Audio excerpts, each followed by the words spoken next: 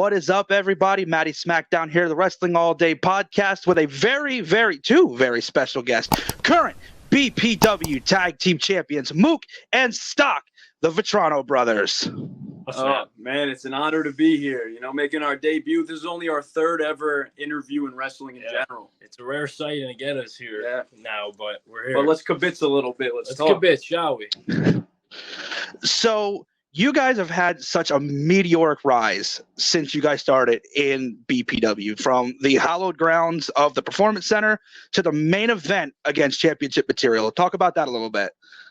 So the whole Battlefield rise was really quick and crazy for us. We got the call in June of 2023. We got a text about coming to Battlefield, and we were like, whoa, this is a big deal. So our match at the time at Futures was a tryout match. So we had no idea if we were coming back after that. But luckily, Alpha and the crowd and everyone really enjoyed it. So they brought us back, and we worked a resort show for Battlefield. They really liked that. And then we got put on pay-per-view right away. So you could talk about it a little bit too. It was a crazy ride. It happened very, very quick. Last year, a little over a year, because it's been a year since we've been at Battlefield already. But last year, in early the year to May, we were at a much lower point in our career, much lower point. And even mentally, I was also lower too. But Battlefield completely helped me mentally, and it all just skyrocketed right away. And it's still hard to find the words to position that we're in. But you're right, to go from that tryout match last June and then main eventing a pay-per-view for Battlefield, and we won the titles that night. It's crazy. I would never have expected it that quick. It's hard to put into words how much Battlefield's really done for us. I could talk about it forever. It's hard to find the words. Yeah, like I said, you guys from the Battlefield, from the Performance Center, just straight to the main event, not even a year in. It's absolutely fantastic. That's the question for both of you. I want both of you to give your best answer on it as you can. What is it like to be in the ring with your brother as a tag team partner? Man, that's a heavy question. That is, yeah, it's very that's deep. We used to wrestle in our living room as a team. Have a Shrek and Donkey plush stuffed animals, the other tag team partners, and it's just and we team up together against that, and now we're actually on legit shows being a team and showcasing what we could do as real life brothers, as a real life bond. And it's crazy. There's no better feeling than doing that, because it's literally us in real life, and we're bringing it into our biggest passion together. Yeah. So every failure, every success that we have, it's together, and it's great. One of my favorite things that he has said before is not only are we tag team partners in the ring, we're also tag team partners in life. He's not my number one, he's my number 0. So to be doing this with him, if I struggle, this is more than just wrestling. This is just life too. If I struggle, he's struggling with me. We're always going through stuff together. So that's just such a loaded question. It means a lot. It really does. So now that you guys are the BPW Tag Team Champions, down the line, not anytime soon, do you guys have any single ideations? The Futures Championship, the WXW United States Championship, the Battlefield Championship? That'd be a barn burner in its own right there. I would love to house those titles. Right now, I'm super focused on us as a tag team holding these tag team championships. We're the kings of the mountain in the tag division in Battlefield right now, and that's what I'm focused on. But I don't want to just not answer your question, because we both want to be singles wrestlers eventually. I agree that live in the moment. Right now, we're living in the moment. Yeah. Being tag team champions, being a tag team. But I feel like a lot of tag teams, especially brothers, wouldn't admit this, but we don't want to be a tag team forever. That doesn't mean we're going to turn on each other. That doesn't mean that. Never that. But our dream little was to be single stars, be WWE champion, and just single stars. So to win single gold in Battlefield down the line, I'm fully open for it. But right now, at this exact second, June 21st, 2024, this is where my heart is right now. Hell, to become a Grand Slam champion in Battlefield would be fantastic. An awesome bucket list thing too. So you guys got to share the ring with the likes of championship material. What is it like sharing the ring with guys like that, guys like SPF, and your upcoming opponent, Team BJJ?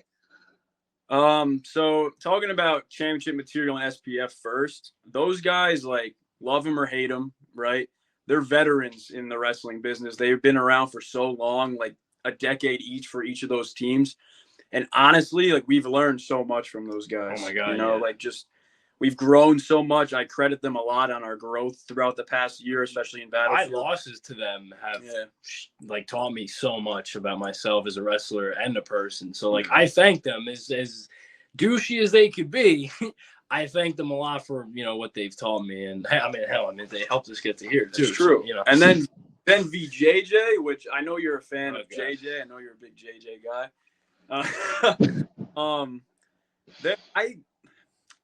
I respect them because they have a unique connection as a team, and they've made it work since they teamed up together. Like, they have this unique chemistry, I think. But they're tough in there, but they ain't the best bond in wrestling, that's for sure. And tomorrow we're gonna barn burner their heads off once again. 4 knees to the face. I mean, Steve Urkel, 80 slasher film man.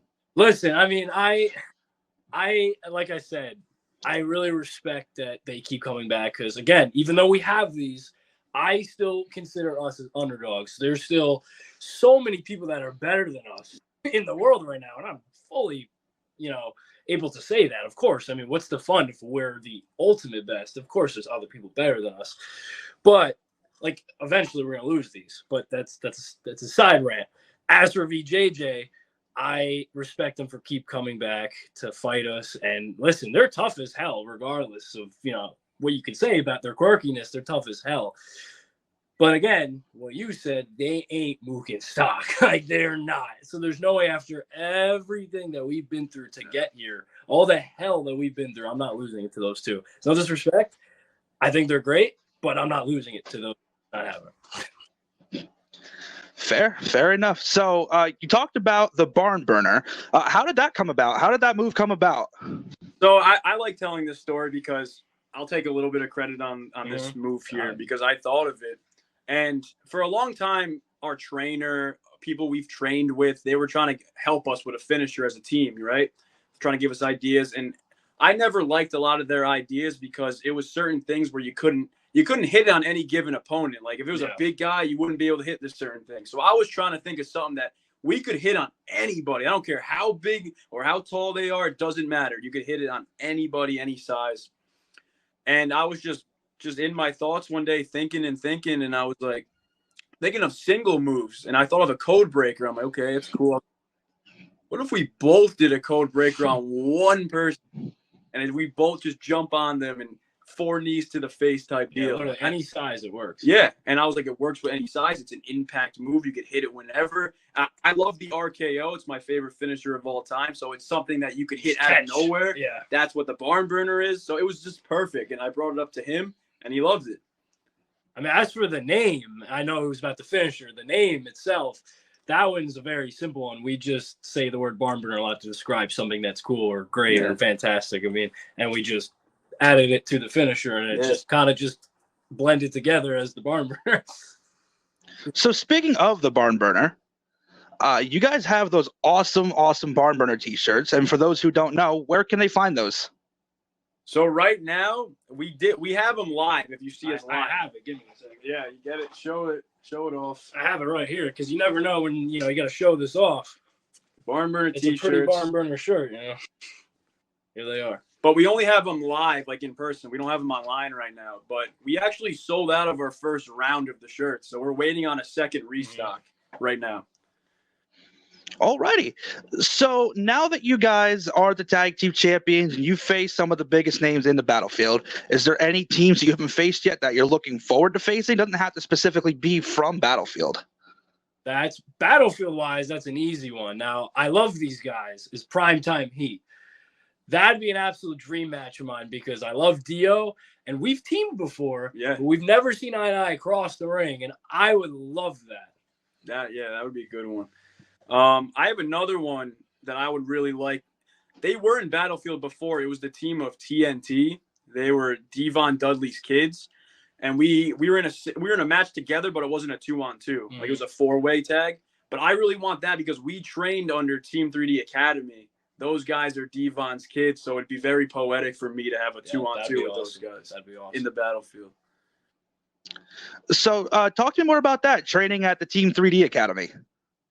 Yeah, so we signed up in December of 2019. We trained there for about 3 years, and Bubba Dudley was there pretty much every week, and we had another trainer named Randy Shawn, who's more of like an independent guy.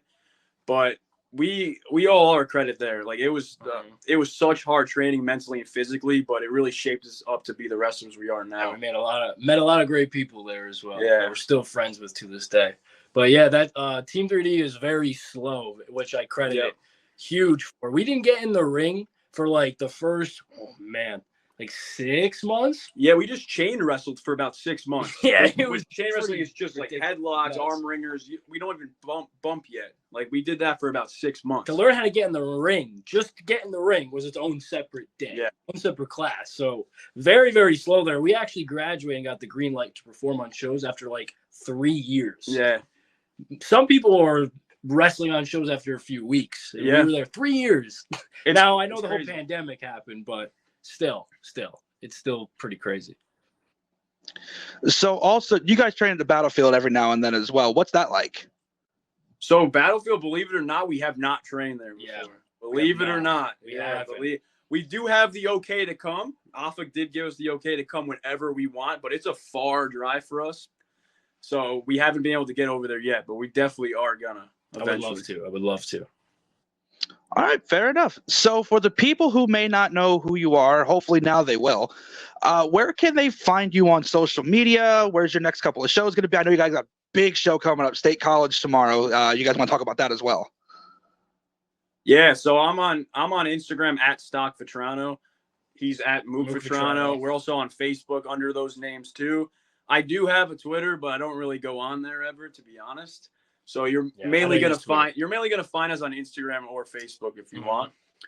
We do have a big match coming tomorrow at State College for Battlefield against Team VJJ. Yeah, as we talked about, I'm excited because I miss Battlefield. Whenever we don't wrestle on Battlefield for a little bit, I really miss it. So I'm looking forward to it. And Barn Burner VJJ's head off their shoulders, but we wrestle for PPW a lot. If people want to see us there, we're returning to 5-star wrestling soon. We wrestle for a place called Coliseum Pro Wrestling. So you'll see more on the social medias if you want to check it out. But those are some of the promotions we work for quite frequently. Alrighty. So I want to touch base one more time about your match tomorrow, because you guys are going to be in the ring with a team who's willing to do anything and everything to win those titles. So how are you game planning this? To be honest here, we've versed 3 times with those guys in our Battlefield careers. We've beaten them twice. They've beaten us once. So I know how these guys work. I'm not sleeping on them. I'm definitely not, but I'm confident. I'm not being cocky either. I'm just being confident in our abilities that we're going to win this match tomorrow. And their big strategy that they talked about in their video was, hey, we're going to punch them in the face, right? Like, you're going to punch in the face. You know what's going to happen? We're just going to punch you back in the face. And you know what happens when Mook and Stock? You know what happens? We don't give up. There's no quitting us. Axe championship material. They know. We don't give up. We kick out as much as we can. We don't tap out. And that's it. That's what's going to push us forward. The best bond in wrestling for a reason. The Barn Burner champions. Barn Burner belts. Today is day 89. Tomorrow is day 90 of the most Barn Burner title run of all time. And that's going to keep continuing. We don't plan on stopping. Alrighty, well, 90 days and counting as the Battlefield Tag Team Champions. I wish you guys the best of luck in your match tomorrow because, like I said, they're underhanded tactics. I've seen them use it before. So hopefully you guys don't fall victim. Yeah, we don't sleep on them. We really don't. I know how good they are, but they're not taking this from us. Not this soon. No way. He's going to watch this back, and when I did the whole thing, when you said I'm a JJ guy, he's going to yell at me for it. I already know it. I know. He's going to get text. Didn't you dress as him once? Yeah. That's why I thought you were. I mean, listen, all right, I'm going to be real. I try to be biased here. I like JJ. I just don't think some of his tactics are very, what's the word here? Respectable. I agree. I give him credit because I think he's grown a lot as a wrestler. I really do. Like, putting my personal feelings aside, I think he's gotten so much better the past year, just like me and Mook have. I think he's grown a lot. Yeah, but we're all learning together. It's just. But you're right. That his tactics, like, I can't respect that. We're all learning together. We just have different ways of going about it.